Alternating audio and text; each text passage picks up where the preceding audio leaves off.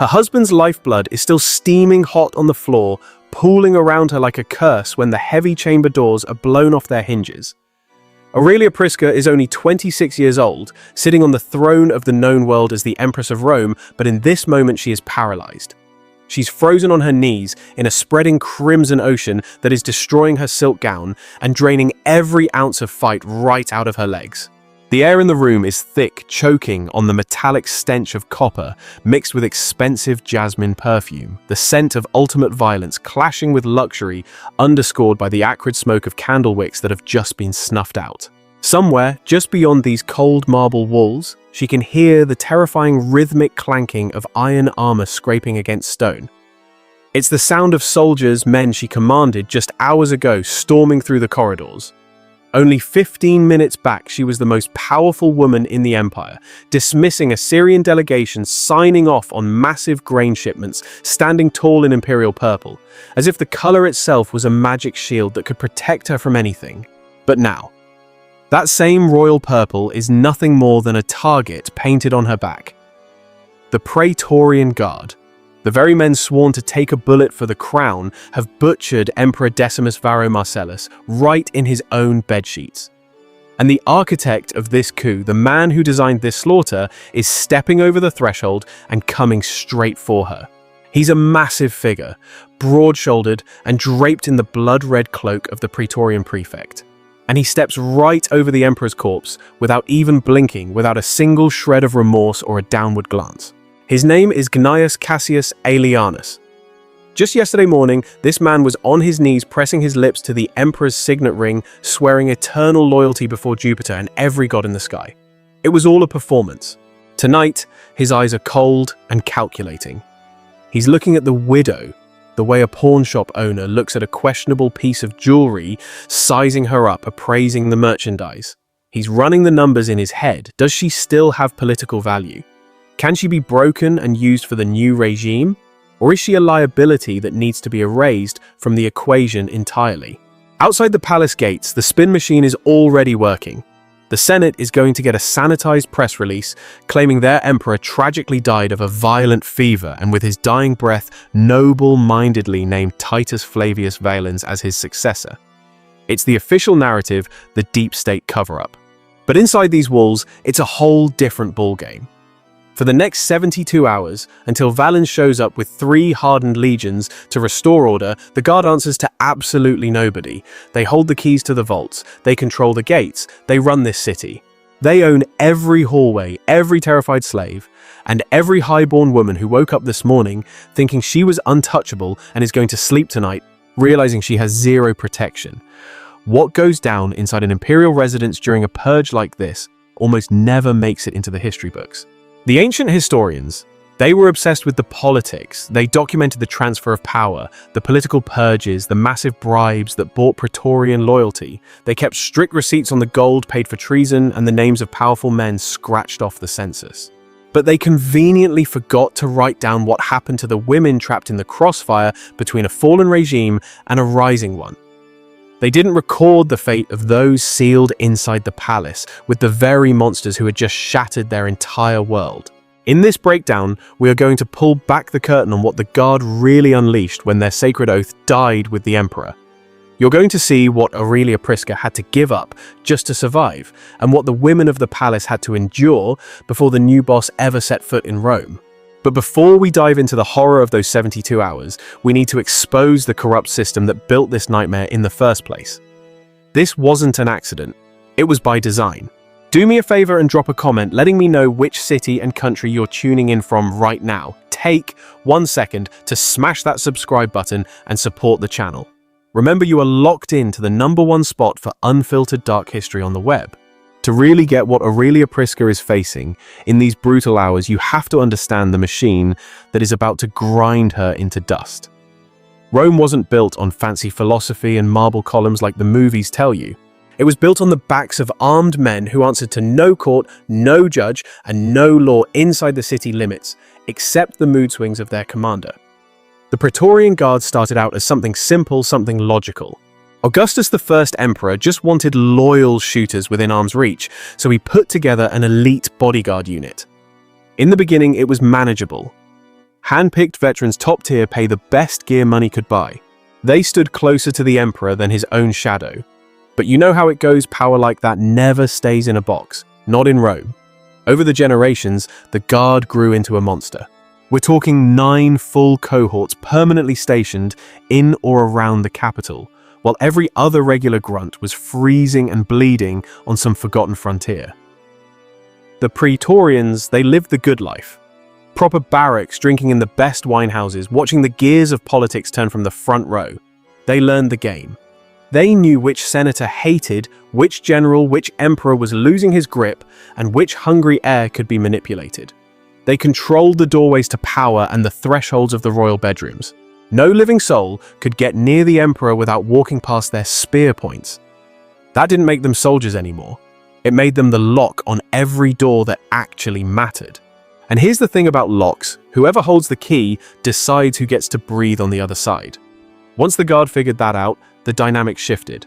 They realized an emperor only stayed alive as long as they decided not to draw their swords. Caligula found this out the hard way when they carved him up in a dark tunnel. Galba found out when they split his skull open right in the middle of the forum just because he was too cheap to pay their bonus. Pertinax tried to clean up the swamp and root out their corruption. He lasted exactly 3 months before his own bodyguards butchered him. Elagabalus died with his mother at their hands, both of them dragged through the filthy streets and tossed into the Tiber River like yesterday's trash. The list of emperors taken out by their own security detail eventually got longer than the list of guys killed by barbarian hordes. It was an epidemic of betrayal. Every new ruler who sat on that throne knew the score. They knew the men standing guard outside their bedroom could turn into their executioners the second someone else offered a heavier bag of gold or a better excuse. And when an emperor died, whether it was a knife in the back, poison in the cup, or actual sickness, one faction controlled the chaos. Not the Senate. The Senate didn't have any guns, not the cops. Everyone reported to the guard. Within the sacred boundaries of Rome, no outside military force was legally allowed to step foot. So for hours or sometimes days until the next guy showed up with his army, the Praetorian Guard ran the capital with absolute authority. No opposition, no checks and balances, just armored men and their boss. Historians call this gap the interregnum. But in the streets, it was a lawless void where the guard could do whatever they wanted with zero consequences. Over time, a tradition formed around this chaos.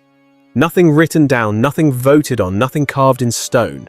But everybody in the game knew the rules.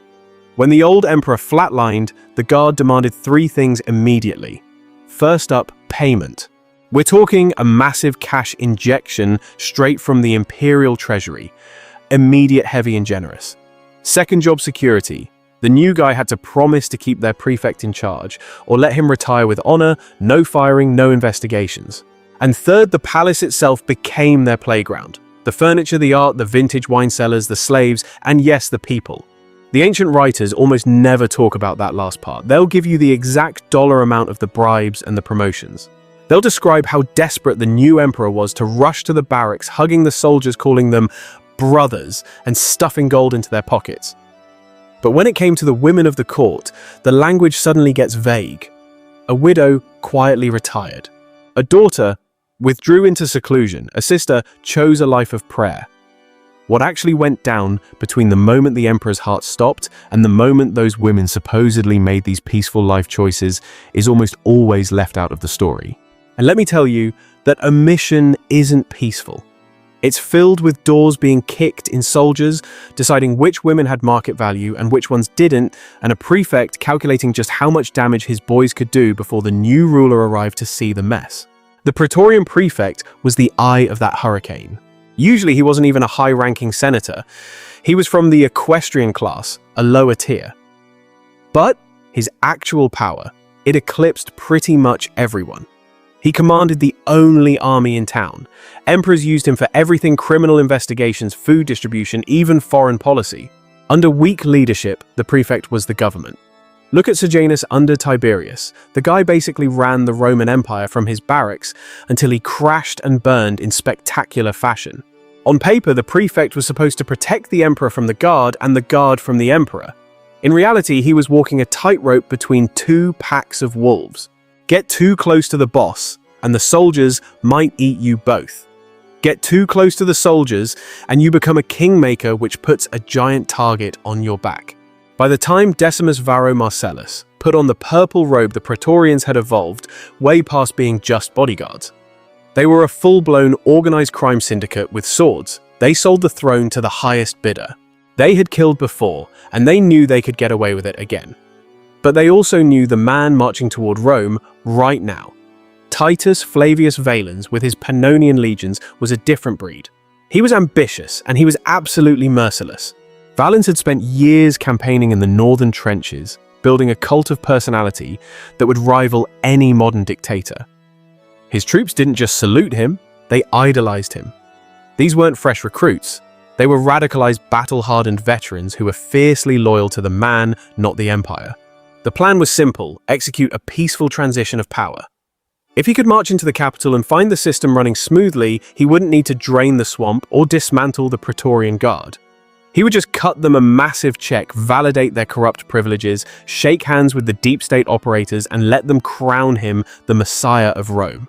But there was a major glitch in the matrix. Decimus Varro Marcellus had finally woken up to the reality of the snakes in the grass.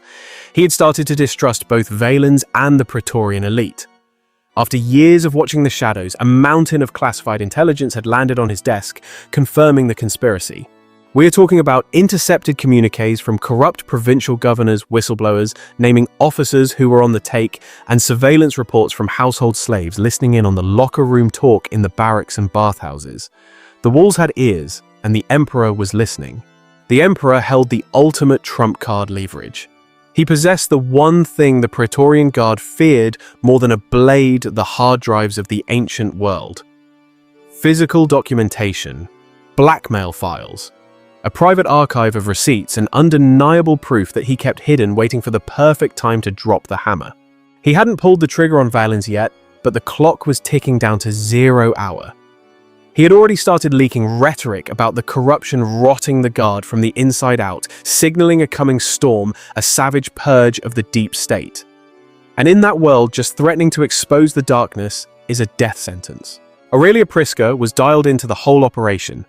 She had watched her husband transform, becoming rigid and paranoid as the burden of truth weighed on him. She had noticed the sealed chests in his private office, the kind of security measures you take when you know they are coming for you. She had watched him bypass the corrupt scribes to write the intel himself, trusting no one. She heard him declare that paper trails were more trustworthy than men, and saw the look of steely resolve that crossed his face whenever the topic of the Praetorians came up. She didn't know every name on the list. The web of corruption was too vast, but she knew the insurance policy existed. And she knew that Gnaeus Cassius Aelianus, the man orchestrating the coup, had absolutely no clue, no clue where to find it. That missing intel is the only reason she is still breathing oxygen right now. When Aelianus walks out of that room, leaving her trapped with the body and blood smeared across the luxury tiles, he is on a scavenger hunt with a single mission objective. He needs to locate those records and scrub the servers. He has to destroy anything that implicates him, his officers, or Titus Flavius Valens. The emperor is already taken off the board, but the evidence remains. Because if Valens shows up and finds written proof that the Guard betrayed the throne, the whole narrative flips. Aelianus could go from being the hero of the new regime to being executed as a traitor. It's all about who controls the information. So he gives Aurelia a deadline: midnight. It's an ultimatum. She will either guide him to the archive so he can cover his tracks, or she proves she has no value to the new order. And in this brutal Game of Thrones, useless widows don't survive the night. Aurelia hears the heavy lock slide into place. The silence that follows is deceptive. It's the calm before the slaughter. In the distance, she hears the purge beginning. Barked orders, doors being kicked in, and a woman's scream that is suddenly cut short. Her stomach turns, but she refuses to break down. She forces herself to stand up, her knees throbbing from the cold marble floor. Her husband's body lies twisted in a heap, his eyes still staring into the void, a grim testament to the cost of knowing the truth. She reaches out and presses his eyes closed, not out of sentimental affection, but because she needs to think like a general, and she can't strategize while looking into that hollow, dead gaze. She walks to the far wall and places her hand against the cold stone. Behind this wall, through a maze of corridors, lies the Emperor's private situation room. Inside that study, concealed behind false panels and locked compartments, sits everything Aelianus is hunting for. Aurelia has been in that room 1,000 times. She has watched Varro use his signet ring to unlock hidden mechanisms, revealing drawers that are invisible to anyone who doesn't know the secret. She remembers the smell of melted wax and old leather, the precise rows of scrolls color-coded for quick access. Red ribbons for the provincial governors, blue ribbons for the military commanders, and the black ones, the burn files on the Praetorians. On the bottom shelf, wrapped in simple cord, was the file that made her husband pale. Just talking about it, the material that could destroy Valen's reputation forever. If those black bundles get into Aelianus' hands, he wins. He shields himself and hands the kingdom to Valens on a silver platter. The question is, who gets destroyed in the process and who rises to the top? The incoming emperor will want those files to decide who needs to be purged next. But Aurelia sees something else entirely. She sees leverage. It is the only bargaining chip she has left in a game that is rigged against her. She can't call in the legions, she can't order a strike team, but she can decide which scrolls survive to see the light of day and which ones turn into ash. She controls the narrative. If she plays her cards right, the Guard and the new emperor might need her alive a little longer to decode the mess. If she miscalculates, she and every woman connected to her husband will pay the ultimate price. The thought of the other women hits her like a physical blow. Aelianus mentioned them as he left casually, like he was taking inventory of livestock. Her stepdaughter, Claudia Marcellina. 3 women from Varro's personal household. Claudia is only 16. The others are in their 20s. For years, living behind these walls under imperial protection meant they were untouchable. But now the men who assassinated the head of state look at them as plunder spoils of war. Aelianus delivered the message with brutal clarity: cooperate and they might be treated humanely. Resist and the Guard will use them however they see fit. Aurelia has a horrific vision of Claudia being dragged through the palace corridors barefoot and vulnerable, shoved into the Praetorian barracks for the soldiers' amusement. She envisions a room packed with adrenaline-fueled men who just gambled their lives, killing an emperor, and now feel entitled to a bonus. It is the dark reality of what happens when law and order collapses. She shuts down those mental images immediately because she knows exactly what soldiers do in conquered territories. The transition period is a war zone contained within marble walls. If she stays passive, those men will operate with absolute impunity for 3 days. If Aelianus lets them treat the palace like a captured city, Claudia and the others will be destroyed in every way that matters. She cannot scream, she cannot fall apart. The guards outside would love that. Instead, she goes back to her husband's body, slides the heavy signet ring off his stiffening hand and forces it onto her own finger. It hangs loose, but that doesn't matter. The ring carries the full weight of the law. With it, she can pretend to issue executive orders to servants who haven't heard the news yet. More importantly, she can invoke the sacred laws. Rome has strict protocols about death and mourning, and even the deep state is superstitious. Even the Praetorian Guard prefers to avoid angry priests claiming they have cursed the new regime by disrespecting the dead. Aurelia walks to the door and speaks with the voice of authority. "Open up," she commands. No answer. She slams her hand against the wood. "By the gods and by Roman law, open this door immediately." A pause follows, and then she hears the metal bolt sliding back. A helmeted officer peeks inside, looking bored and arrogant. 2 other guards are behind him, smelling like sweat and iron. They think they have already won. "You stay inside, Augusta," the officer says, dismissing her. "Orders from the top." "The Emperor's body requires preparation," Aurelia shoots back instantly. She keeps her voice steady, impatient, acting like she is still in charge. "Do you want the Senate to believe he died of a fever? Then the corpse needs to look the part. The priests are going to inspect him. Do you want them spreading rumors that the Guard abandoned him to rot in his own blood like a common slave?" The officer hesitates. This is the psychological warfare she needs. He was probably just a farm boy before he enlisted, but now he is standing at the crossroads of history. He isn't stupid enough to ignore the religious optics. Omens mean everything in Rome. A bad omen at the start of a new reign can destabilize the whole narrative. A story that the Guard desecrated the body could spread like wildfire through the city. "I need clean linens, water, and 2 attendants." Aurelia continues, pressing her advantage. "They will wash him. I will prepare him for the state viewing. And then I need access to the imperial study. The signet ring must be secured along with his personal seal. You can stand right over my shoulder with your weapon drawn if it makes you feel better. But if we neglect these protocols, the fallout is going to land on you, not me. The prefect isn't going to appreciate your incompetence. The officer looks back at his men. They stand there frozen. The atmosphere in the palace has just shifted. She isn't a victim anymore, she's a player. Every single choice she makes right now is like walking a tightrope over a pit of vipers. One slip and it's all over. Finally, she cracks the heavy timber door just enough to slide a voice through, shouting down the hallway like a frightened widow, and waits until the soldiers bark back. Good. The door thuds shut, sealing the room tight.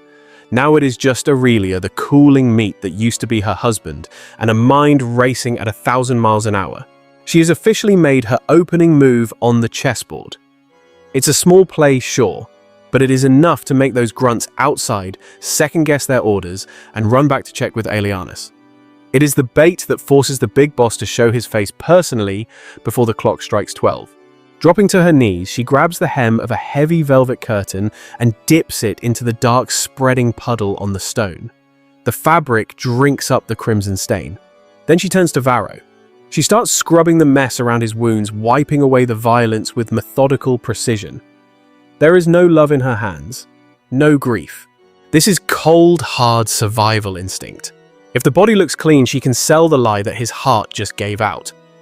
A pristine corpse whispers tragic natural causes to the public. A hacked-up body screams political assassination, and that is a script that gets everyone in this house killed. Aelianus needs things to look clean, he needs control. She can give him that narrative, but the price tag is going to be steep. Minutes drag by like hours, the silence heavy enough to choke on. Then the metal bolt screeches back. This isn't some nervous rookie walking in this time. Gnaeus Cassius Aelianus strides into the room, two armed shadows flanking him. He has taken off his helmet, exposing a face that's seen too many wars, his hair plastered to his skull with sweat. There is fresh blood spattered across the side of his armor. And looking at the pattern, it definitely didn't come from him. His eyes sweep the room, the corpse, the half-cleaned floor, and finally Aurelia clutching that blood-soaked curtain. A tiny muscle in his jaw jumps. "You don't waste any time, do you, Augusta?" he says, his voice flat. "You gave me a timeline," she shoots back, matching his tone. "I've got 8 hours to decide if I'm handing over the keys to the kingdom or watching you butcher everyone I've ever spoken to. And I am not going to spend those 8 hours shivering in a corner waiting for the end." He steps closer, closing the gap until he is looming right over her. The guards behind him watch with dead shark-like eyes. "We have your stepdaughter," Aelianus says, dropping the bomb quietly. "Claudia Marcellina. She's already been through the first round of questioning. She was crying. She was begging for you specifically. I told her you were weighing your options." Aurelia keeps her face like stone, holding onto her composure with sheer willpower. "Is she hurt?" "Not yet." Aelianus holds her gaze, daring her to break. "Neither are the others, but my guys. They are getting restless. They took a massive risk tonight, and they are expecting a serious payday. They aren't going to sit on their hands forever. I can hold them back. I can tell them the palace is off limits, and their bonus is just extra coin. Or I can mark a few doors with an X walk away and let them have their fun. Which way that goes is entirely up to you." "Miri, I told your lieutenant that the priesthood is coming to examine the body," Aurelia says, calling his bluff. "If you want your little cover story to hold water, you need me. You need this room scrubbed. You need the study locked down. You need a grieving widow who can put on a show cry on cue and tell the Senate exactly how her husband tragically collapsed. That is what I bring to the table. So here is the deal. In exchange," she says, her voice steel, "Claudia stays out of the barracks. Your animals stay away from the women in this house, and you personally escort me to the study with a full guard detail. I will give you the keys to the kingdom, but you need to get one thing straight. I am the only person breathing who knows exactly where every single piece of dirt you are looking for is buried." Aelianus stares at her, analyzing the threat. You can see the gears turning behind his eyes. He hates a woman talking down to him, hates having to haggle. But more than anything, he hates flying blind. Somewhere out there, Valens is marching on the city with a seasoned army. Somewhere in this room, there are scrolls that could ruin careers and end lives. "You take me to the Emperor's files," he says finally. "Every single one. If I even smell a lie, if I think you're holding back one scrap of paper, I'll have Claudia shipped to the soldiers' camp within the hour, and I won't lift a finger to stop it. We clear?" "Yes," Aurelia answers. Her heart is hammering against her ribs so hard she thinks he might hear it. "But you need to understand the stakes. Once you see what is in those files, the game changes. I am not your prisoner, Aelianus. I'm the only ally who can help you survive the next guy who sits on the throne." Aelianus snaps his fingers. One guard tosses Aurelia a cloak, another throws the door wide open. Outside the hallway stretches into a nightmare of flickering torchlight and red shadows lined with Praetorian helmets and eyes void of mercy. The road to the imperial study goes straight through that gauntlet of steel. Waiting at the end of that hall is a room full of secrets radioactive enough to destroy the man walking next to her or make him untouchable. Aurelia steps over the threshold, her mind already sorting through the archives, deciding which scrolls survive the night and which ones burn. She knows the math: one wrong calculation, one missed name, and Claudia pays for it in blood. And as Aelianus steers her toward the study, a terrifying realization hits her. One of those files tucked away in the hidden drawer doesn't hurt the guard. It's a death sentence for Titus Flavius Valens himself. If Aelianus gets his hands on that specific document, Rome's next emperor might catch a knife in the back before he even sees the city gates. The corridor outside the royal bedroom has turned into something else entirely. It feels like occupied territory in a war zone. Helmets, shields, swords out. Men who would have snapped to attention yesterday are now leaning against the walls, slouching with a casual arrogance that makes Aurelia's skin crawl. The discipline is still there, but the leash is off. They stare right at her, bold and hungry. Some are analyzing her face, looking for fear. Others are eyeing the purple trim of her dress, probably taking bets on how much longer she will be wearing it.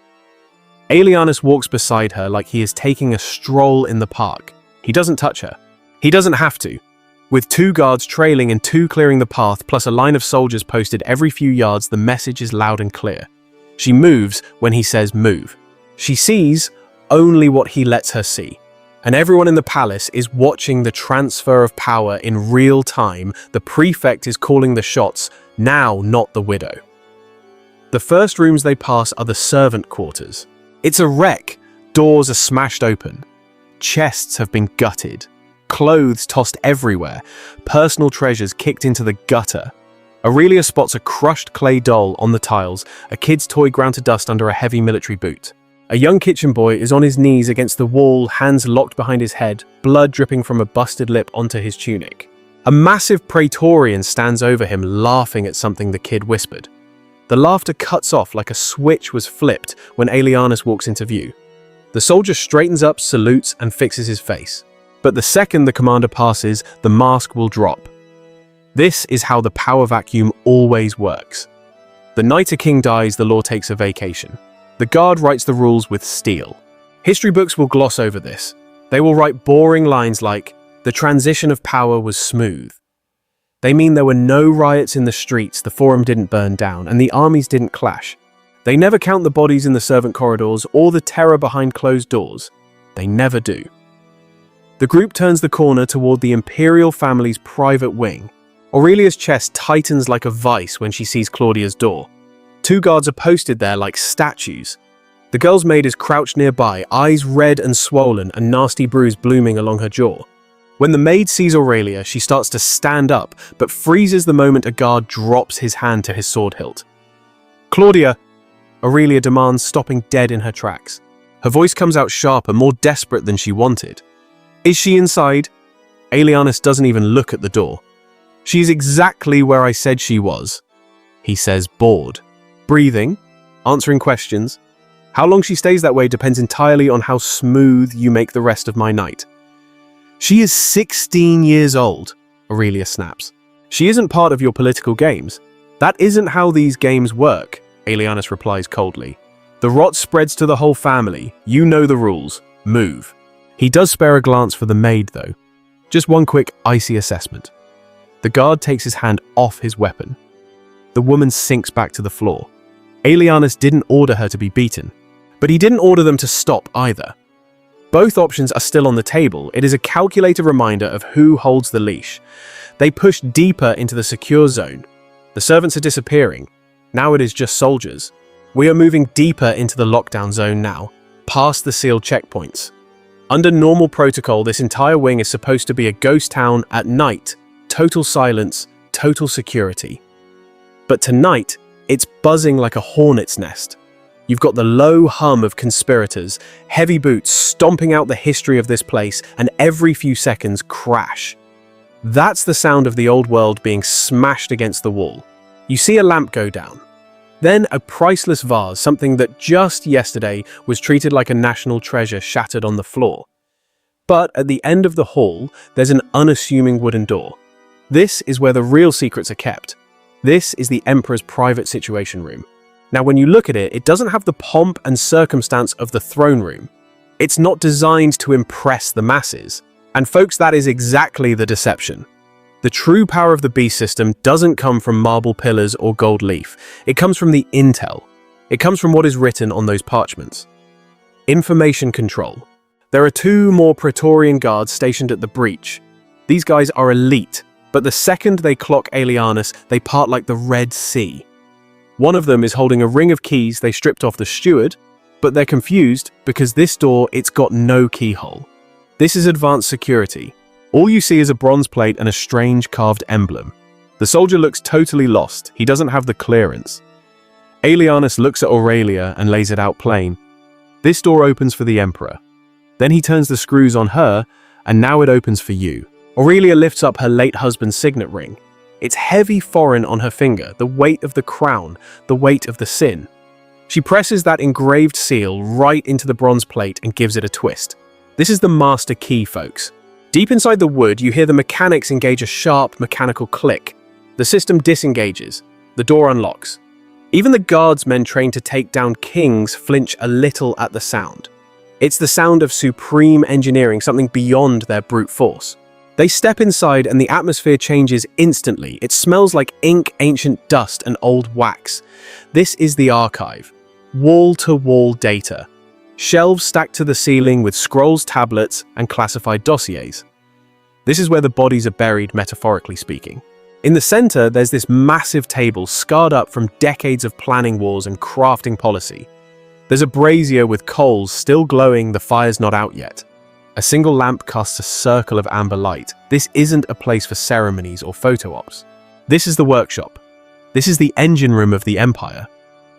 Aelianus walks in first, and his eyes are scanning everything, doing a tactical sweep of the room in seconds. He knows the value of what's in here. He doesn't care about the books. He's looking for threats. He's cautious. He turns to the muscle and gives the order, "Get out. You two hold the perimeter at the door. Nobody gets in without my direct authorization. And listen to me, if she tries to walk out of here without me, you take her out." The guards nod. They're just following orders, and they seal the door.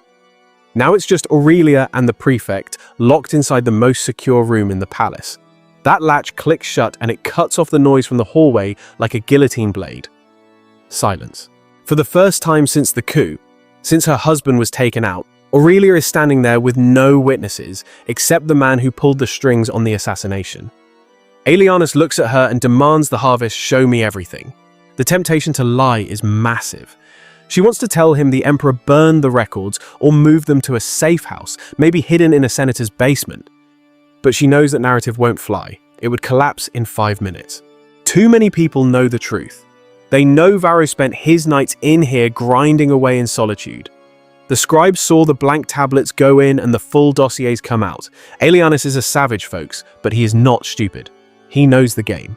If she tries to hold out on him, if she tries to cheat him out of his prize, he will take her apart piece by piece until she gives up something else just to stop the pain. He'd go after Claudia, the household staff, anyone she's trying to protect. So, she walks over to the nearest shelf like she's complying with the regime. She pulls down a bundle tied up with a red ribbon. She opens it up. These tablets are covered in Varro's precise handwriting. It's the corruption log. Names of provincial governors, the numbers, the bribes, the tax revenue being funneled into offshore accounts, or the Roman equivalent. She remembers how sickened her husband was when he compiled this. He hadn't pulled the trigger on these indictments yet. He was waiting to build an inescapable net before the takedown. Provincials, she says. Governors, the corruption files. Aelianus barely looks at the names. He doesn't care about justice. Destroy it, he says. The next administration is going to need those men. See how it works. He has his own deep state favorites to protect. Aurelia puts the bundle on the table. Aelianus lights a taper from the coals and touches the flame to the edge of the evidence. The wax starts to bubble. The parchment turns black, curls up, and catches fire. The prefect just watches the flames eat up the names of men who terrorized entire populations. He watches the evidence vanish. Then he nods. Done. Next, she hands him the blue ribbon bundle. This is the military dossier. Generals who disobeyed direct orders, legates skimming off the soldiers' paychecks, officers writing fake reports to cover up their losses. Now Aelianus is paying attention. He goes through this collection with a fine-tooth comb. These are his peers. Some of these guys are his enemies and some are his co-conspirators. He starts sorting them. He separates a few files, then tosses the rest into the fire. This one, he taps a name judgment day. For that guy, he dies. This one, he owes me big time. And this one, he's going to be extremely loyal once he finds out I was the one who burned his file. You are watching him reconstruct the shadow network right there in real time. With every scroll he saves or burns, he is embedding himself deeper into the web that Varro built, but now he's the spider in the center. Is this it? He asks. He's not satisfied. You know what I'm looking for. I want the files on my soldiers. The internal affairs, the file on me, and the file on Valens. That last name hits the room like a bomb. He finally said it out loud. Aurelia walks past the visible shelves, past the decoys. She goes to the far wall behind the desk. To the untrained eye, it just looks like wood paneling. But she knows the architecture. She traces her fingers along the molding until she finds that tiny irregularity, the glitch in the matrix that only she and Varro knew about. She presses it. There's a soft click. A narrow section of the wall slides forward, revealing a hidden compartment. A black site within the office. Inside, there are 3 stacks of classified material. One is bound in black cord heavy duty, one in plain rope, and one has no cord at all, just rolled tight with a single loop of leather. Aelianus steps up, and suddenly he's laser focused. What are they? He demands. Black is the Praetorian Guard, Aurelia says. Plain rope is the Senate the Swamp. The unmarked roll is Valens. Notice she doesn't reach for that last one yet. She grabs the black bundle. She knows the strategy here. If she gives him everything at once, she has 0 leverage. She's useless. But if she drips the power out fragment by fragment, she might just keep enough control to stay alive. These black files. They are darker than she even realized. It's deposition after deposition. Reports from informants planted right inside the Praetorian camp, notes from freedmen listening in while the officers got drunk and spilled their guts. Payments documented in Varro's sharp script. Pay-to-play schemes. Aelianus is reading fast and his jaw is clenching. She watches his eyes scan a line, then look at the wall as he connects the dots with what he already knows. One scroll IDs a tribune who took a payoff from a senator to look the other way on illegal grain shipments. That's treason, plain and simple. Another one details a centurion selling weapons out of the back door of the imperial armory to gang leaders. And then a long document detailing a secret meeting between 2 Praetorian cohorts and an envoy from Valens months before the emperor ever knew. It's got timestamps, GPS locations, or the ancient equivalent. Exact quotes recorded by a servant pouring the wine. Aelianus's lips go thin when he sees that one. He met them without my authorization, he mutters. That treacherous snake. And he's talking about his own tribune folks, not Valens. How much does your camp know? Aurelia asks him. About what your officers are doing when you aren't watching. He ignores the question. He's in damage control mode. He sorts the scrolls into 3 piles: burn, keep, and a small stack for immediate action, which means liquidation. When he's done, he holds enough blackmail on his own men to own them for life. This entire archive, he says, whispering like he's in shock, was a knife at my throat. He realizes if Varro had just called a meeting and read half of this, the guard would have shattered into 1,000 pieces. Some would have stood with me, some would have turned on me, some would have run to Valens out of pure terror. He looks up, and the gravity of the situation hits him. You understand? This gives me the power to purge the ranks. It gives you the opportunity to make every soldier in your camp your prisoner. Aurelia corrects him. If you survive long enough to use it. His attention snaps back to her. He's riding the high of sudden dominance of holding the strings of the deep state, but she drives a different thought right into his brain. You remain vulnerable. She lets her fingers hover over the plain rope bundle. The Senate files. She knows what's in there. The names of the men who blocked legislation, the obstructionists. The hypocrites who stood up in public proclaiming their piety while plotting in the shadows with the generals. The men who wrote flattering speeches for Varro one day and then sent letters mocking him to the opposition the next. It's the swamp in its purest form. Valens is going to be hungry for this information, she tells him. He's going to need the leverage. He'll want to know exactly which senators are popping champagne in private to celebrate his rise while faking tears and wearing black in public. He needs to know who is a true believer and who needs to be put under 24-hour surveillance. You could take this material and drive a wedge right through the Senate, splitting it into warring factions effectively overnight. And the rest of the file, Aelianus asks his interest peaked. Now pay attention, because this is the precipice. This unmarked scroll isn't thick, but it's radioactive. It is lethal. Inside you have hard copies of correspondence and a detailed field report from a provincial officer that was never meant to see the light of day. It contains a list of witnesses, real people who saw exactly what went down at a small town on the Danube frontier. A town that has been wiped off the map. Months ago, Valens encircled that location after a nothing burger rebellion. The leaders surrendered under a guaranteed promise of mercy and amnesty. They were Roman citizens carrying the full protection of the law. They believed that their loyalty to the flag and the empire would shield them. But Valens had them executed execution style regardless. This wasn't in the heat of battle. This was after they had already laid down their arms. He ordered their families deported and their property seized to line his own pockets. He wrote back to the emperor claiming it was a necessary example of strength, conveniently neglecting to mention that the dead men held Roman citizenship. He also neglected to mention that some of those victims had deep old money connections back in Rome, powerful men in the Senate who are now grieving in secret. Varro uncovered the truth. A whistleblower centurion, sickened by the war crimes he witnessed, sent a report through a secure chain of contacts.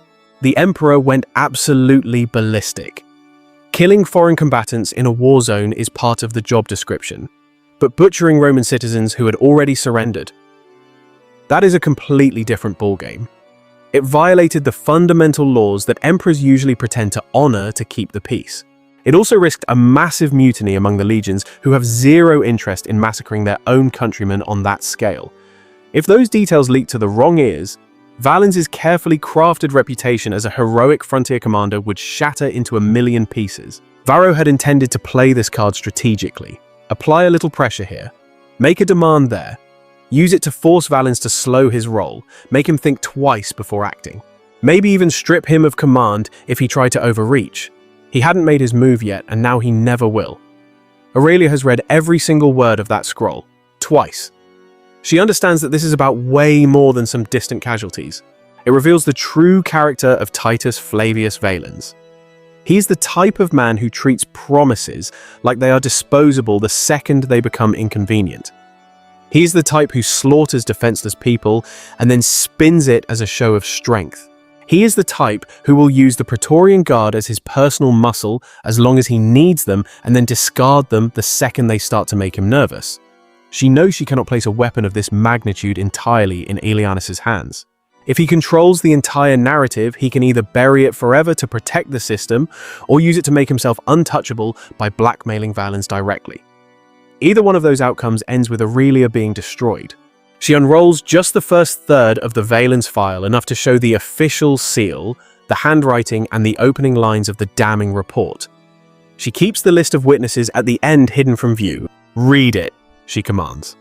Aelianus takes the parchment and begins to scan the text. His expression doesn't shift at the first mention of a rebellious town. He's a soldier, he's seen it all. He has seen hundreds of uprisings. But his face tightens slightly when he reads the word citizens. It completely freezes when he reads the statement that they surrendered under oath and were executed afterward. He looks up slowly, the gravity of the situation sinking in. "Is this verified?" "Yes," Aurelia answers without hesitation. We have witnesses, multiple. Varro had them transferred to separate units and scattered to the wind, but he preserved their names. Where are they? In a secure location that is definitely not in this room. She lies smoothly. The names are right there on the final third of the roll she held back. She waits a beat to see if he notices the thickness of the roll remaining in her hand. He looks back down at the evidence he holds. If this is authentic, she interrupts him, cutting through his doubt. You command men who put their lives on the line. How do you imagine they are going to feel about serving an emperor who slaughters his own unarmed citizens after promising them safety? How will they feel if that man ever orders the guard to suppress unrest right here in the city, and you hesitate because you know exactly how far he is willing to go? Aelianus goes silent.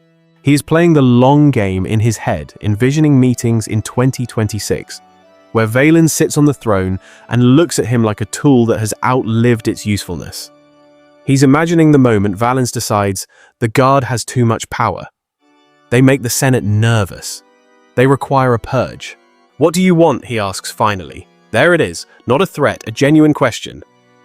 First, Aurelia says, you keep your soldiers out of the women's quarters, not just Claudia's room. Everyone. No accidental intrusions, no rough interrogations. You want Rome calm when Valens arrives. You do not want rumors spreading that the guard turned the palace into a barracks brothel. Servants talk, freedmen talk. Those stories hit the streets faster than official commands. Aelianus's eyes flash with irritation at the implication. My men will expect gold. She cuts him off sharply. They can expect gold. They can expect promotions. They can expect immunity for everything they did tonight. You have all of that to distribute thanks to the leverage in these files. She points to the piles of documents on the table. They do not need the women on top of it. Unless, of course, you are too weak to control them. The insult lands exactly where she intended. He steps closer, his voice dropping an octave. Do not mistake my patience for weakness. Then demonstrate otherwise, Aurelia counters. Establish a hard boundary. Announce that any soldier who enters the women's quarters without written authorization gets executed. Use the intel you just acquired. Pick someone expendable and make an example out of him. Fear will accomplish the rest. He stares at her for several heartbeats. He isn't used to taking orders on military discipline, especially from a woman whose life is technically in his hands. But she struck him in his ego, challenging his self-image as a leader. A man who can't discipline his own squad during a transition of power isn't a prefect, he's just a bystander. Fine, he says. That is one condition. What else? You will not announce my husband's illness or death yet, she says. You will wait until the body is fully prepared and I am camera ready to appear before the Senate and the people. I need to perform the role of the grieving widow. I will weep at the appropriate moment. I will describe his death as peaceful. You need that performance. You do not want a panicked city melting down before Valens even gets here.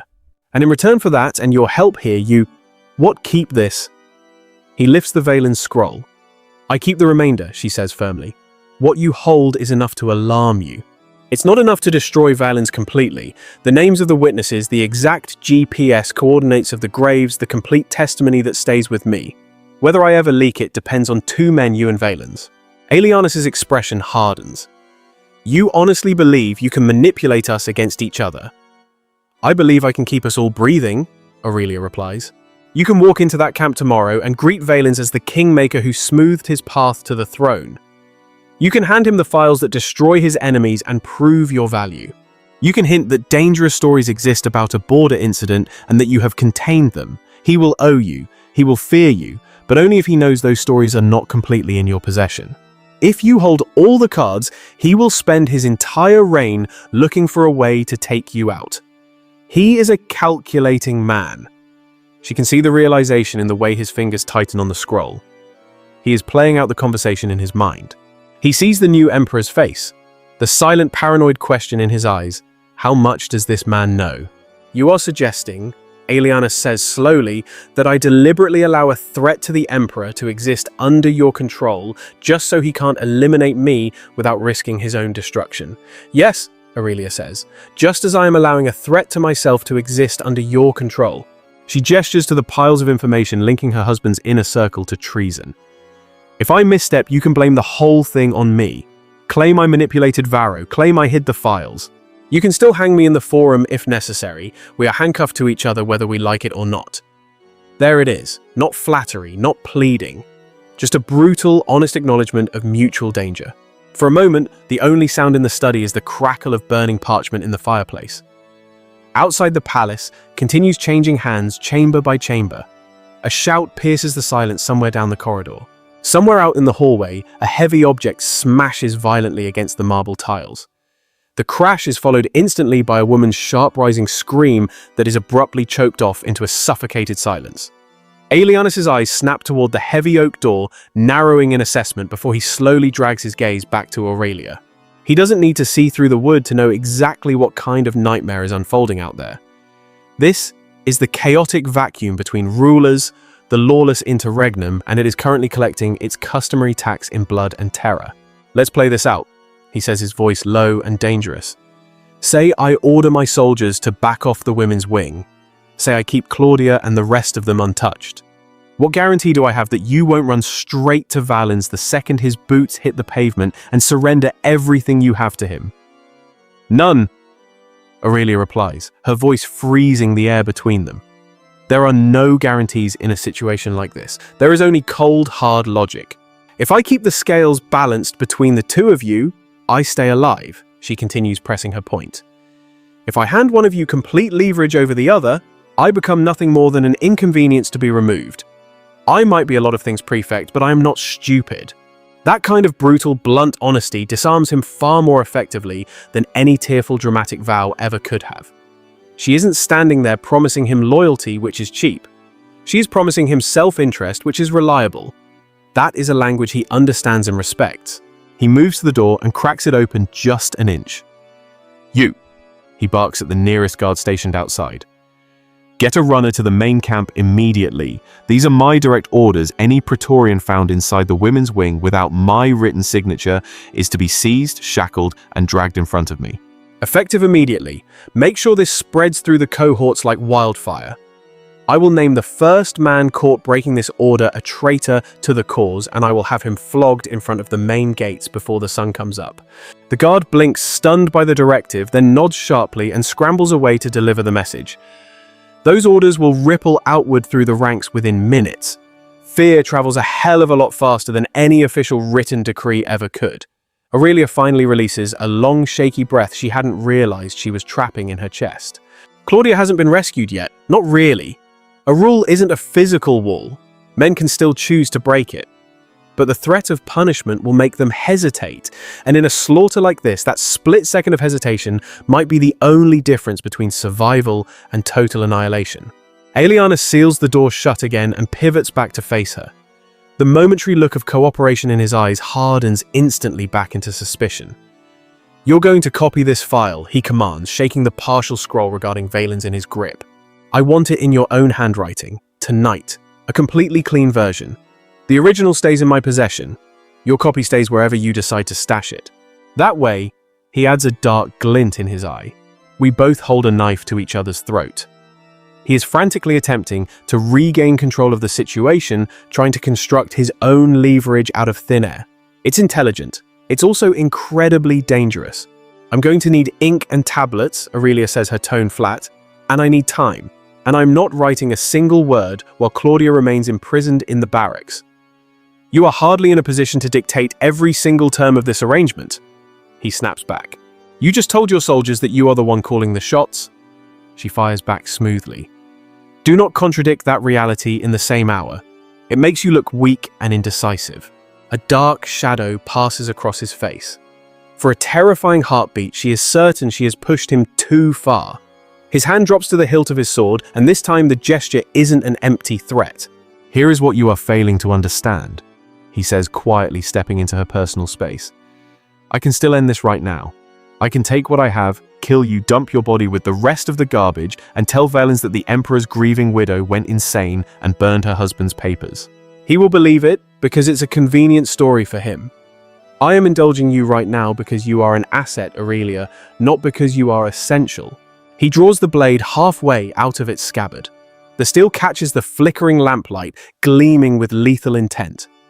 He is close enough now that she can actually feel the faint displacement of the air as the metal slides free. Aurelia does not retreat an inch. Her pulse is hammering against her ribs like a trapped bird, and perspiration is beginning to bead at the base of her neck.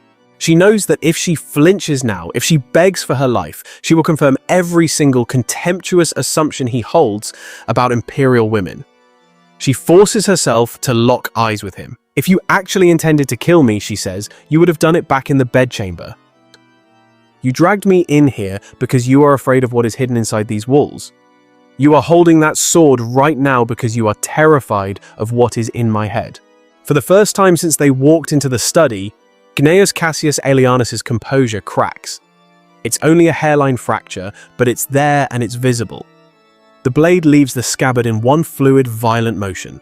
He raises it not toward the stacks of scrolls, but directly toward the vulnerable hollow beneath Aurelia's jaw, closing the remaining distance so rapidly she has absolutely no room to move.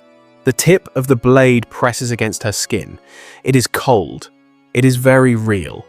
One small twitch of his muscle and her throat will open up. Aelianus is standing close enough that she can see a thin smear of someone else's blood drying on his cheekbone. His eyes don't look crazy, they look deliberate. He is examining her again, analyzing her reactions exactly as he did in the bedroom. Measuring, testing her resolve.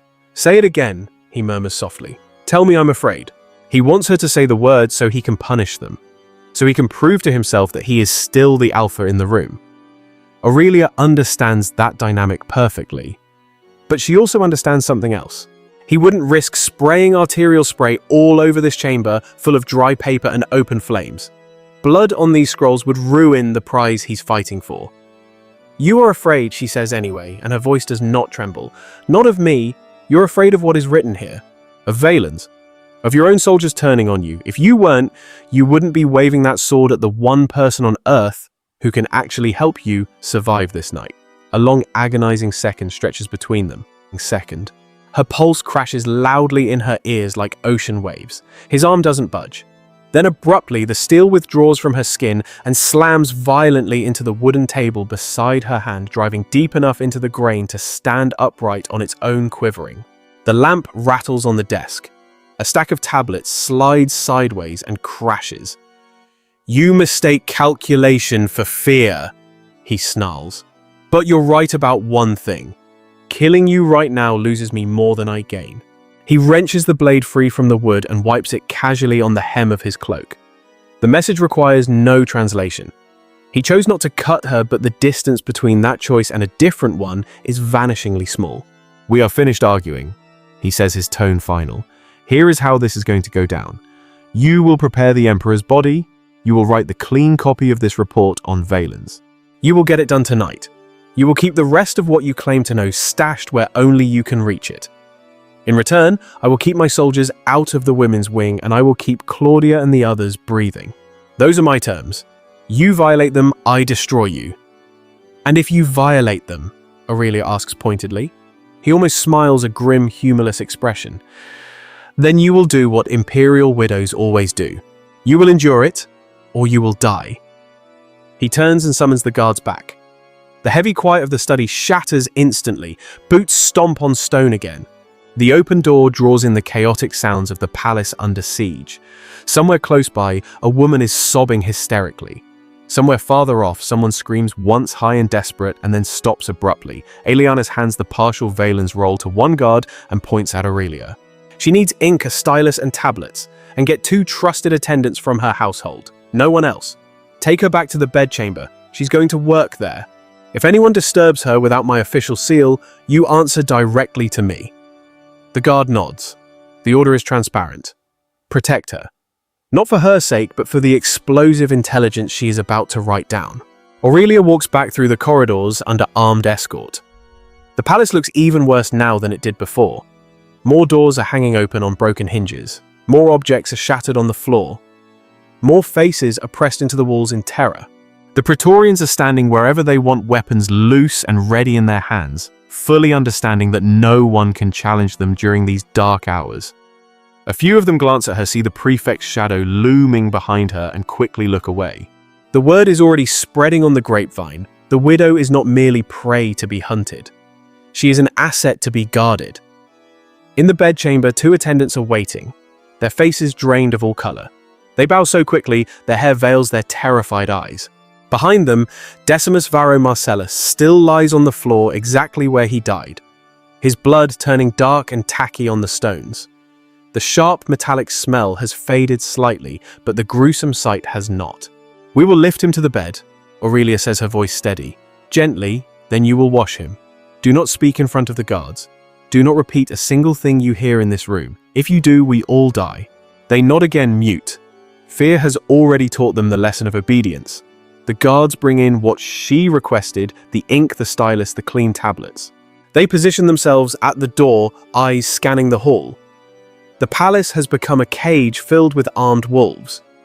But inside this one room, she has a small piece of work to accomplish that might just tilt the balance of who survives inside that cage.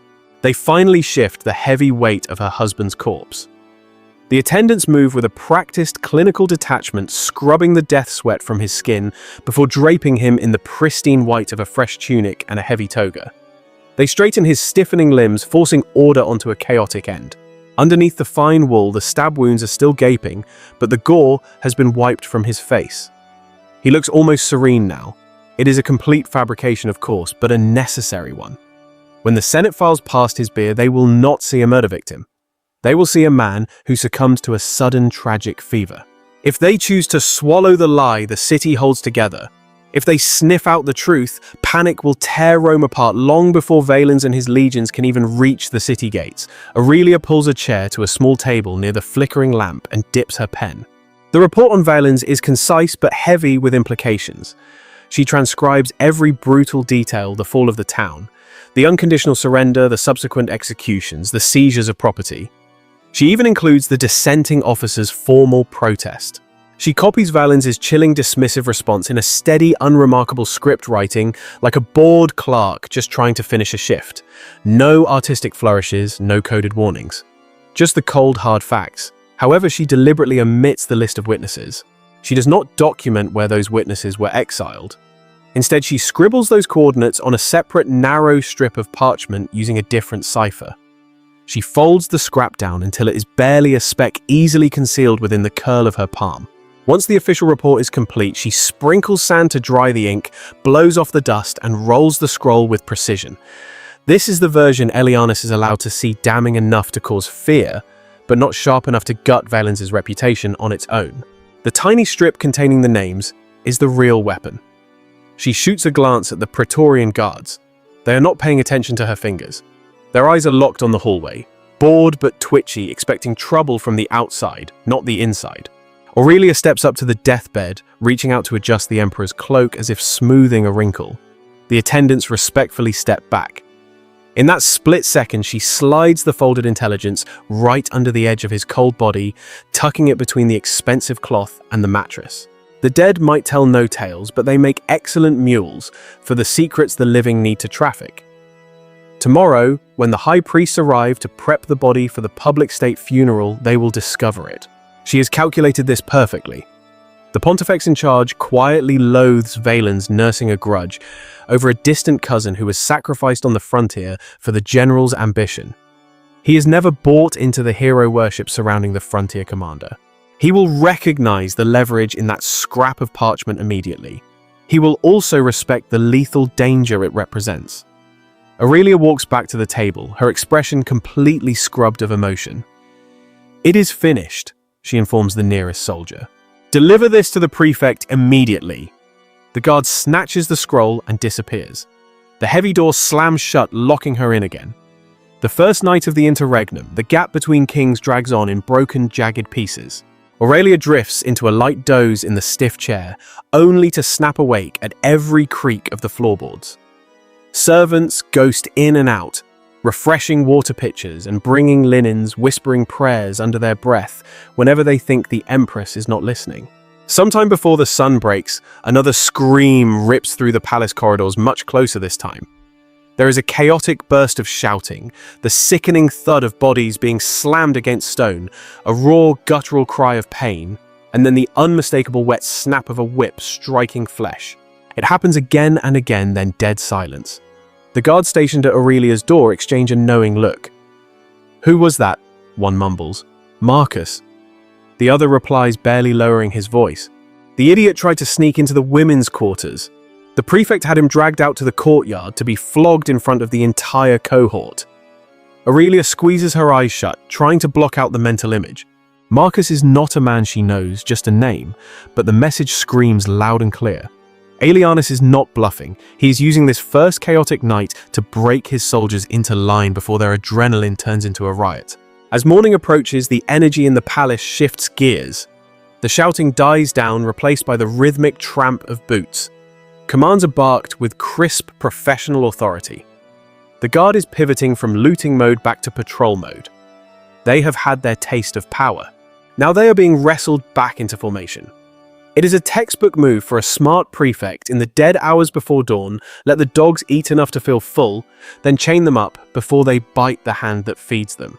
He tightens the leash before they smash something he actually needs to keep.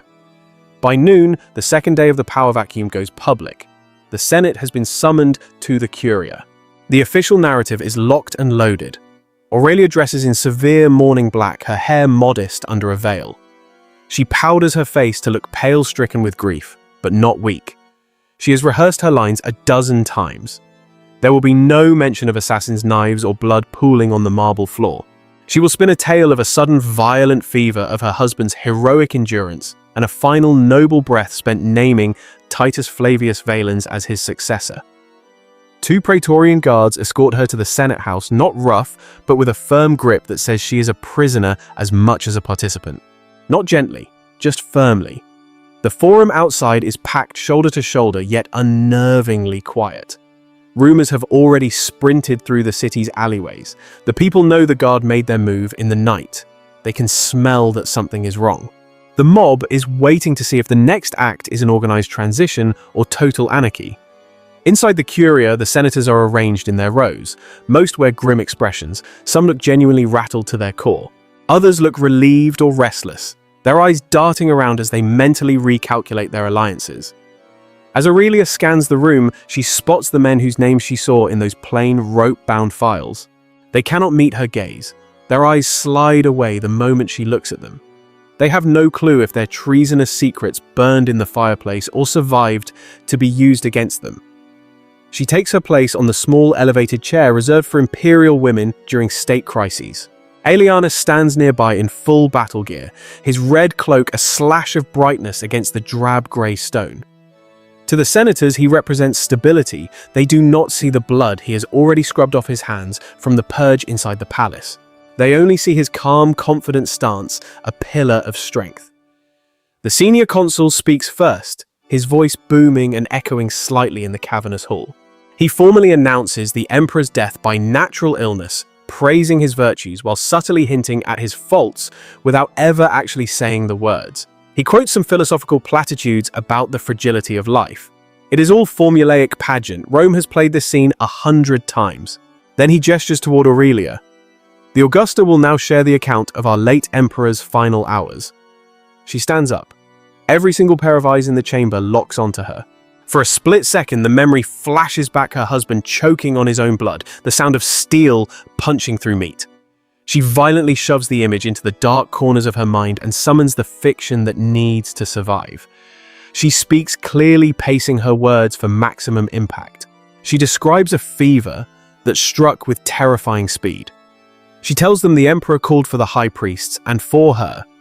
She claims he spoke of the state, of the absolute need for continuity, and of his unwavering trust in the legions stationed on the frontier. She declares that he explicitly named Valens as his heir, urging both the Guard and the Senate to rally behind him, finally dying with the name of Rome on his lips. It is a bold-faced lie, but it is a useful one. As she delivers the speech, she lets her gaze linger just a fraction of a second too long on certain senators. The specific men whose names were in that archive. The ones who wrote letters in their own hand detailing how they would flip their allegiance if the right general marched on the capital. They feel the weight of her stare. They start sweating, wondering if she knows what they did. They will think twice before playing any cute political games with the incoming administration. When she finishes, the hall is dead silent. A few men performatively dab at dry eyes. Others shoot quick, nervous glances at Aelianus checking the temperature. Does the prefect endorse this story? He remains stone-faced, showing zero reaction. That non-reaction is all the confirmation they need. The Senate moves to vote on confirming Valens as emperor. The motion passes without a hitch.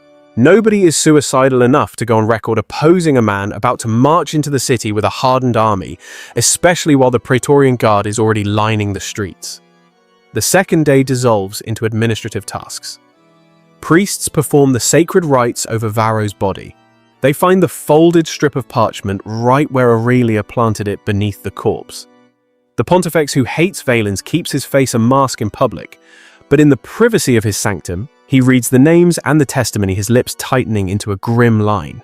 He dispatches his most trusted acolyte to bury the strip deep within the temple archives, filed under a boring bureaucratic label that would mean absolutely nothing to anyone who did not know exactly what they were looking for. Meanwhile, back at the Praetorian camp, Aelianus is conducting a ritual of a different sort. He summons the tribunes and centurions in small batches, never allowing them to gather all at once. Some exit his quarters pale and sweating, stripped of their rank, but allowed to keep their lives.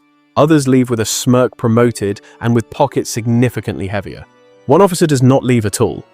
By sunset, his body is swinging from a wooden beam in the courtyard, an official notice pinned to his chest, branding him a traitor for neglect of duty and disobedience during a time of transition.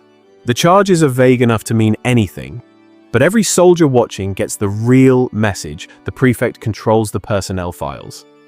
And the files control whether you have a future or a grave. That night, Claudia Marcellina is finally returned to the palace. Aurelia meets her in a secluded side room, heavily guarded by 2 Praetorians and one of Aelianus's personal officers. Look at the state of her. Claudia's hair is a matted disaster, and her eyes are sunken, ringed with dark bruises of exhaustion. Her dress might be clean, but that tear at the sleeve tells the whole story. She practically collapses onto Aurelia, weeping uncontrollably.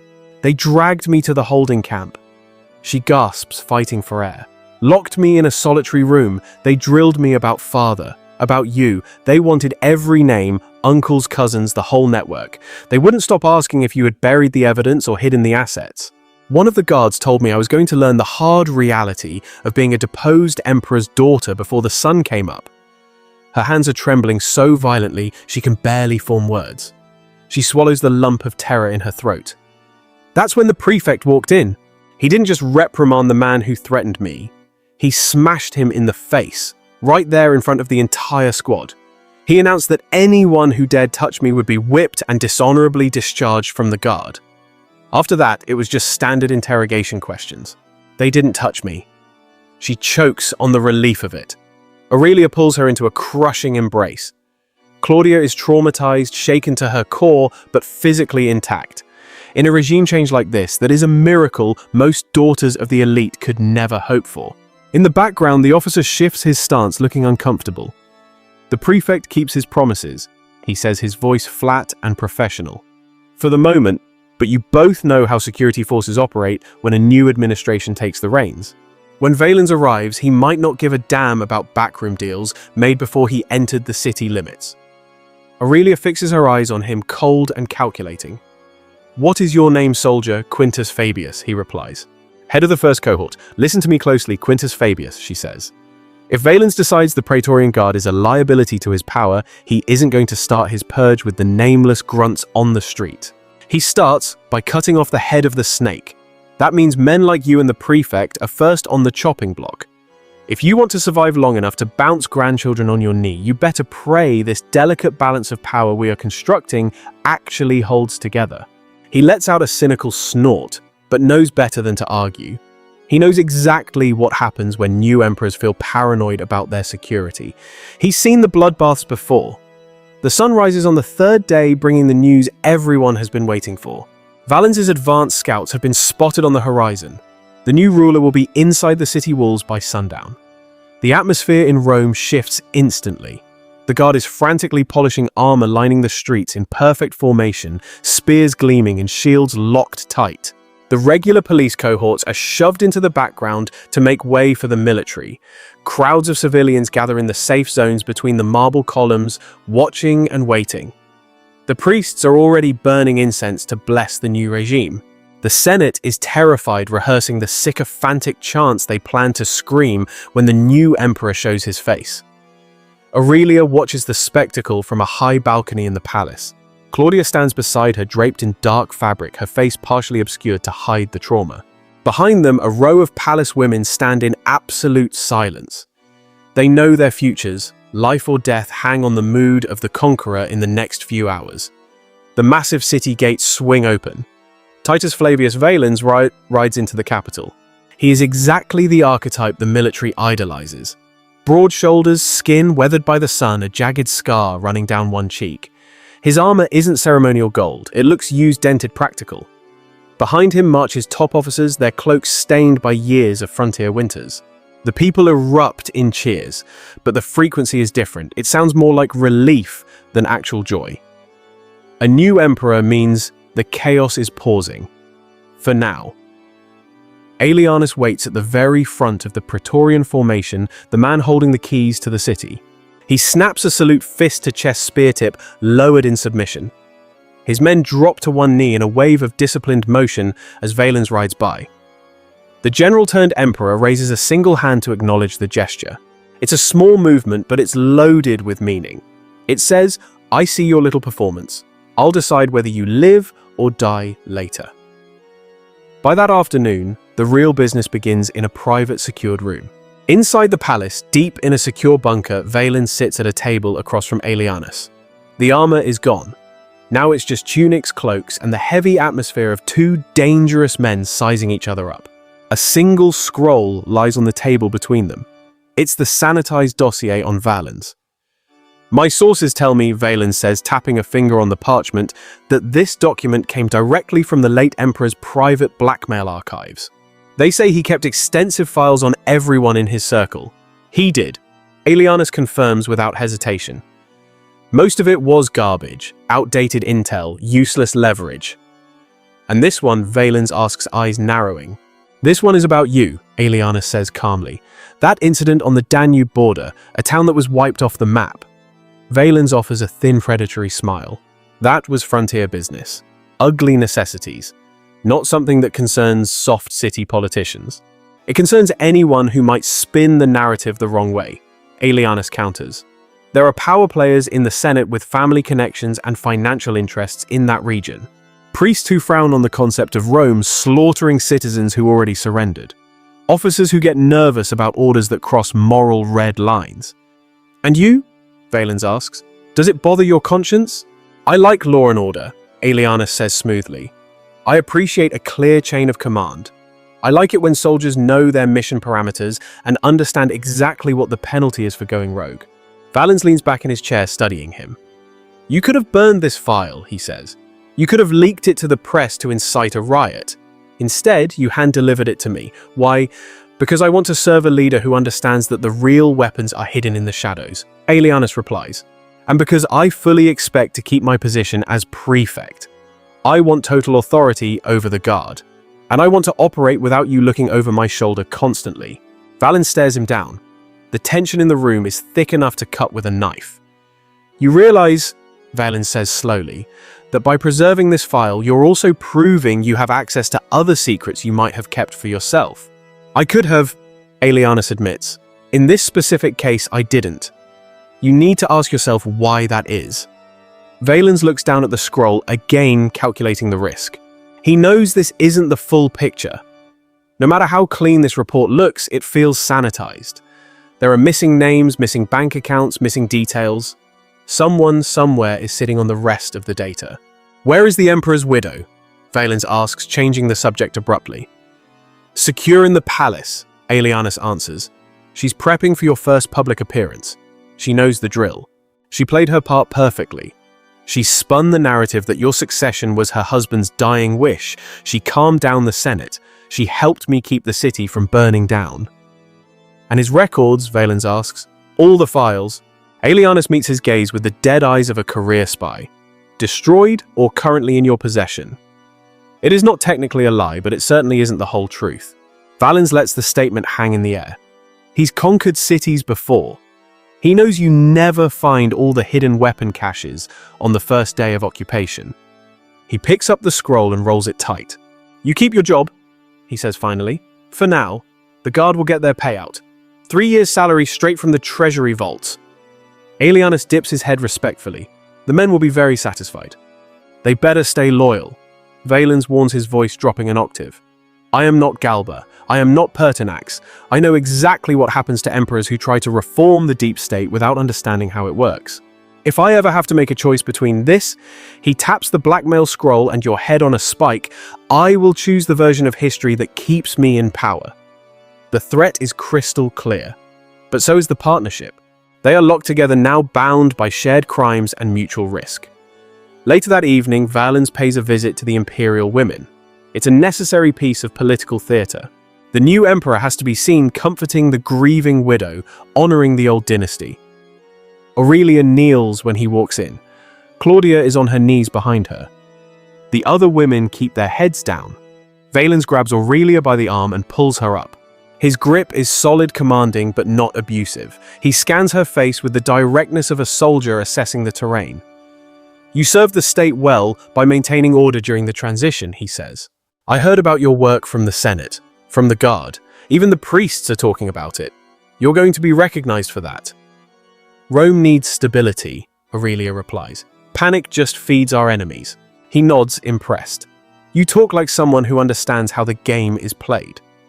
I was married to the game, she says. I watched what power did to my husband. I saw the kind of sharks it attracted to our door. A faint shadow flickers across his face at that last comment. He doesn't ask for clarification. I'm granting you a villa outside the city limits, he says. It's comfortable, high security. You're going to retire there away from the public eye. You can keep your personal staff. Claudia stays with you until we find a politically appropriate marriage alliance for her. You will never step foot in the Forum or the Senate again. It is exile wrapped up in a pretty package, but it means survival. Safe enough, he adds. As you command, Caesar, Aurelia says, accepting her fate. She wields that royal title like a weapon, calculated and precise. She knows exactly who stands before her, a wolf in sheep's clothing, but acknowledging his power buys her another breath, another moment of existence. Valens pauses, the weight of his own treachery hanging in the air. If the spirit moves you to recall anything crucial from your husband's hidden archives, he presses, masking his anxiety. If anything was overlooked in the utter bedlam of the takeover, you make sure I know about it. Use the religious leaders, use the police state, use whatever back channel you deem necessary. But bring that information directly to my throne. Do not let it leak to the masses or fall into the hands of my rivals. I hear you loud and clear. Aurelia responds, her voice steady. He scans her spirit, looking for a spark of rebellion, that fire of resistance deep in her eyes. But he finds nothing but the steel gaze of a woman holding it all together by a thread. When the oppressor finally steps out of the room, Claudia turns on her with the fury of the betrayed. You are really just going to stand there and let him exile us? The young girl demands, her voice shaking with a harsh, righteous anger. After the blood on his hands, after the darkness he represents, we have the power to expose him to the councils, to the religious elite. We could burn his reputation to the ground. We could speak and we would be silenced permanently. Aurelia interrupts, dropping the hard truth on the table. And so would every witness who ever trusted us with their secrets. Valens sits on the seat of power now. Aelianus controls the military-industrial complex. Right now, the scales of the beast system are locked in a terrified standoff. If you try to shift that weight without the full armor and an army behind you, we become just more bodies thrown onto the trash heap of history. So we do nothing. Claudia spits out the words, disgusted. Aurelia looks out toward the city, the heart of Babylon visible through the iron-barred window. Her eyes fix on the high places where the religious struggle for power continues. We don't sit idle, she declares with cold intensity. We move in silence. We watch the signs. We wait for the appointed time. We ensure that the truth of that town and those bloodlines never gets erased from the earth. We make sure that if Valens or Aelianus ever turns their gaze back on us to finish the job, there are sleepers in this city ready to bring their empire crashing down in ways they cannot foresee. Claudia stares at her, searching for a timeline. How long is that going to take? Maybe years. Aurelia admits, her voice low. Maybe it waits for the next generation. That is the nature of the beast we live inside. That is how Rome operates. In this fallen world, justice isn't about fairness. It is about leverage. It is about what you hold over their heads. We are still breathing. The women in this palace are still standing. That is a miracle in itself after a night of terror like the one we just survived. She doesn't speak the grim reality aloud, that their survival is built on deception, on deals made in the shadows with destroyers, on burying the light to save the candle. That is the heavy tax of this life, and she is willing to pay it in full. The 72-hour crisis concludes with a grand deception. Valen steps out into the public square surrounded by his enforcers. The masses cheer for their new idol, blinded by falling coins and empty slogans shouted from the balcony. The payout to the military elite is broadcast for all to hear. They roar not out of loyalty, but out of greed. It sounds like patriotism, but it is just a transaction. The history books written in 2026 will claim this transfer of power was seamless and orderly.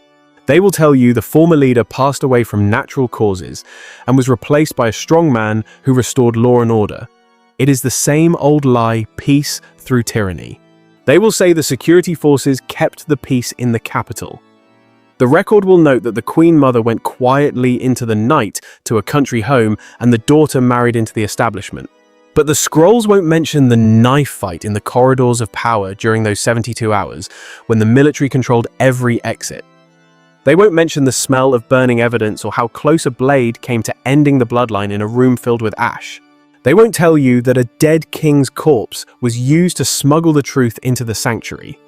They won't speak on how thin the line was between total destruction and waking up the next morning.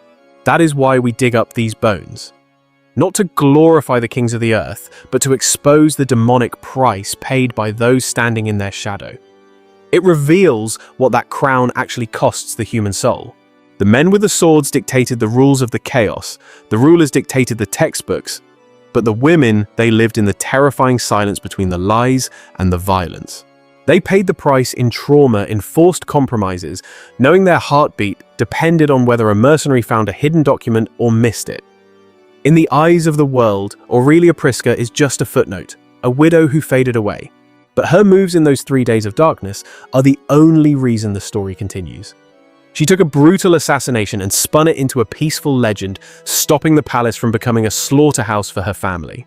She exchanged retribution for life. When you read a sanitized line in an ancient text that says the emperor's widow withdrew from public life, look deeper. Remember her. Remember the sound of heavy boots stomping down the hallway. Remember the cold steel against the throat, the files hidden in the masonry. Realize that behind every smooth sentence about a peaceful transition stood people who walked through the valley of the shadow of death so the empire could maintain its illusion of stability. If you have walked with us this far into the deep waters, we honor your thirst for the truth through every brutal twist of this saga. Smash that like button and lock in your subscription so you are alerted when we expose the next lie of the ancient world. Send this video to a friend who is still sleeping, thinking politics is just marble statues and speeches. This is the front line of historical truth, and we are only just beginning to peel back the layers of the deception.